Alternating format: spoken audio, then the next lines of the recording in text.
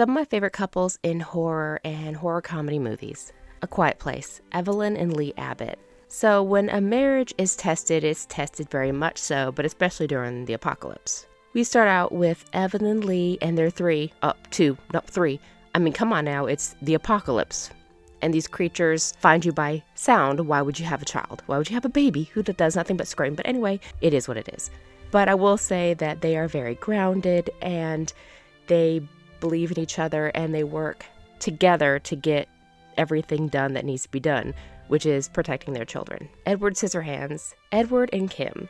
One of my favorite Tim Burton / Danny Elfman / Johnny Depp movies, Edward Scissorhands. This is a gothic fairy tale romance. Edward is sweet and innocent, and Kim is very open-minded, but just also a teenager. And it really is a love story in my opinion. Bram Stoker's Dracula, Dracula and Mina. Beautiful design, music, costumes, all around great horror movie, but also a great romantic movie, in my opinion. Because how can you possibly discredit I have traveled oceans of time to find you? Dracula is on almost the possessive or obsessive side. That's true. And Mina is torn between devotion and temptation. It is a very, very deep, dark, romantic movie with Dracula and vampire stories, but that's besides the point. The point is it's a love story. Life After Beth, Zach and Beth. This is actually a zombie movie. Zach loves the idea of Beth more than who she becomes, because after she dies, she becomes a zombie. And the relationship falls apart. It's funny, it's relatable in some ways, and it's kind of sad and touching, but I guess it could be a metaphor for a breakup too. Together, Tim and Millie. This is a body horror as much as it is a relationship therapy session. There are also a lot of relatable things here, a lot of resentment, and if you have any idea from the ads or the trailers, when it looks like they're just kind of fusing together, they are. They are fusing together and it's very uncomfortable. But it's a very good movie. Bride of Chucky, Chucky and Tiffany. One of the most toxic couples in horror. They argue, they kill, they make up. Tiffany Valentine, she wants a romantic life. She wants a husband and a family. And Chucky just wants to do what Chucky does, which is murder. Good couple, but very toxic. The Addams family, Gomes and Morticia. Relationship goals. They're passionate, supportive, and obsessed with each other in the best way possible. Now, it doesn't matter which Gomes and Morticia you're thinking about. There are no wrong answers. But for me, it would be Raul Julia and Angelica Houston. Who doesn't love Raul? And when I say it don't matter, okay?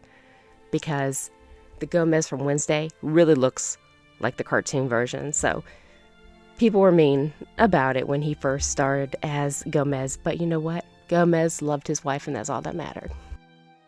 The Mummy, Rick and Evelyn.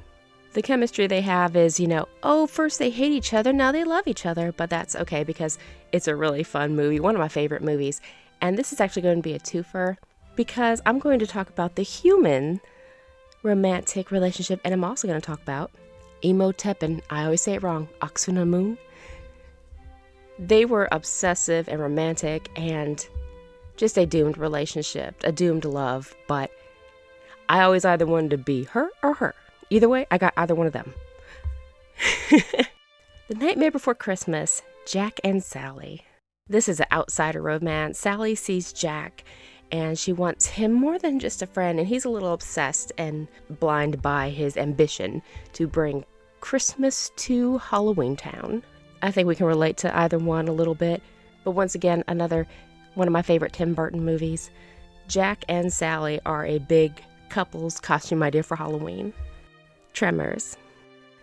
Now, I could be talking about Val and Rhonda, but I'm actually talking about the Gummers. The couple that shoots together stays together.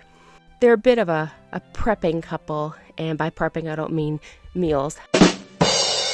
I mean ready for the apocalypse. And they were ready, and I respect that. They seem like a good couple.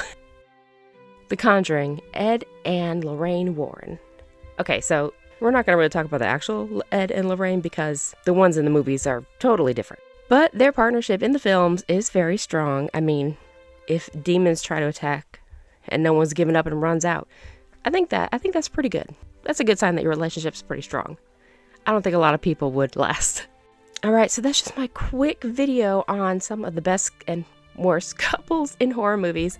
By best, I think it would be Gomes and Morticia. That is just absolutely relationship goals right there. And the most toxic might be Chucky and Tiffany. They work together, but they are just the typical toxic relationship. Kind of like how people in real life refer to their relationship as Harley Quinn and Joker. In every version, it's a toxic relationship, but people like to think it's actually romantic. It is not. All right, so thank you so much. Happy Valentine's Day. I hope you enjoyed my video and some of my favorite couples in horror and comedy horrors. Which ones did I leave out? Who would you add to the list? Thank you so much for watching. I really appreciate it. Have a good day. Happy Valentine's. Happy Halloween. Bye.